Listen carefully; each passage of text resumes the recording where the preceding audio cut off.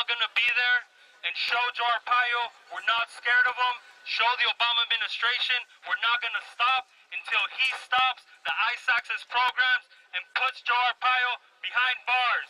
So who's streets? Arizona has been the focal point of America's immigration reform debate. The state's tough new anti-undocumented immigration laws, like SB 1070, have in turn spawned a new generation of Chicano art. Latino artists like Martin Moreno have turned to the canvas, to making satirical masks, and to the stage to express their anger, passion, and to embody the voice of the undocumented immigrant. The artist has a responsibility to point the finger when there is an injustice, right? And it's our right to do so. If we don't do it, who will? The artists haven't pulled punches in their depictions of those they feel are violating the civil and human rights of Latinos. They've depicted SB 1070 supporters like Maricopa County Sheriff Joe Arpaio as a pig and Adolf Hitler, and Governor Jan Brewer as La Bruja, the witch. Renowned mask maker Zarco Guerrero is a man with many faces. He hits the streets not just by holding a picket sign, but by displaying his artistic works. He's a crowd pleaser and pokes fun while wearing his masks of both Sheriff Arpaio and Governor Jan Brewer at SB 1070 protests. Zarco says the depictions provide comedy relief for a very serious issue. I wanted to use my talents as a visual artist to create powerful images of our political leaders and to poke fun with them. And so that in this very serious march, demanding our rights and all the fervor and the passion, I wanted people to laugh. I wanted people to not only laugh at our political figures, but also to laugh at ourselves, and so that, we can be stronger and come together. And what this movement did, and the artist helped, is it was a very serious movement for very serious issues, but it brought people together.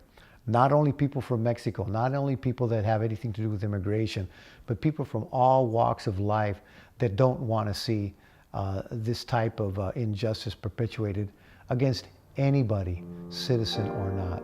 But when the masks are off, Guerrero reflects on how immigration initiatives have affected him as not only a Mexican American, but also how it has impacted the Latino community as a whole. As artists, we have the artistic license to exaggerate and to poke fun at social issues. And, they're vulnerable. They're in the public eye. And to people like myself on this side of the proverbial fence, to us, they're perpetuating acts of violence, acts of hatred. When you tear families apart, when you let people die in the desert, when you incarcerate people for small things like immigration infractions, that's hate. And that's why we address it that way. A lot of people don't understand that. They don't see it as hatred. They say, well, what don't you understand about the word of the law? Hey, what don't you understand about racial stereotyping? This is not the first time the Latino community has been subjected to harsh laws in America. During the Great Depression in the 1930s, as many as 2 million people of Mexican descent, including American citizens, were forced and pressured to move to Mexico by U.S. government officials. Concerned about the growing numbers of undocumented immigrants, federal immigrant officials in 1954 launched Operation Wetback, a series of massive racial immigration sweeps that brought charges to racial profiling. While various art forms have captured those points in history, the farm worker movement in California, Arizona, and Texas, led by Cesar Chavez, use art as a communication tool like never before. Cesar Chavez's right-hand man and press secretary Mark Grossman recalls the impact of marches and protests that marked the farm worker movement in the 1960s and the 1970s. Farm worker movement was the beginning. He came to believe that the future of his movement was not in doubt when he would see Latinos begin to get elected to public office, to go to college, to become professionals, to engage in successful careers in government and business. Because the farm workers inspired people to believe in themselves, to believe they could be more than they thought they could be.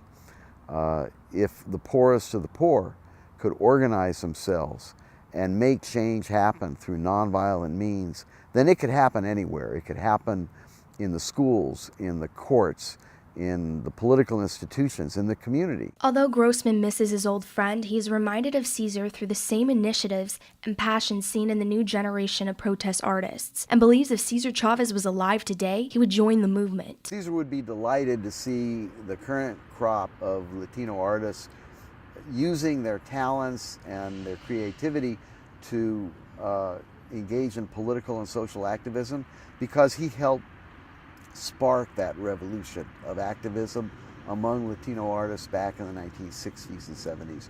He would be delighted. He would be part of it, as he was back 40, 50 years ago. Artist Martin Moreno knows too well the heartache and mistreatment of immigrants in America. He grew up with an undocumented mother whose biggest fear was deportation. Martin recognizes the power artists have through their messages and history alike. If we talk about dignity and humanity, those things don't change. So the artist, I think, has the responsibility to address those things.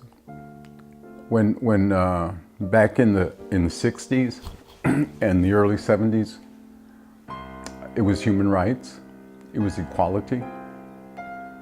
Back when with King and the whole movement of civil rights, it was about dignity and equality. And those things don't change. I think historically we need to address those things. Moreno addressed the history of prejudice and mistreatment in America through his hand-painted San Francisco Weekly cover art, which was spawned from the frustration of SB 1070. The particular piece behind me, this piece behind me, is entitled "Your New Nigger," "Your New Jew," "Your New Faggot." These are harsh words, right? And words that I normally do not use. But the issues are so important to us that the title has to complement the piece.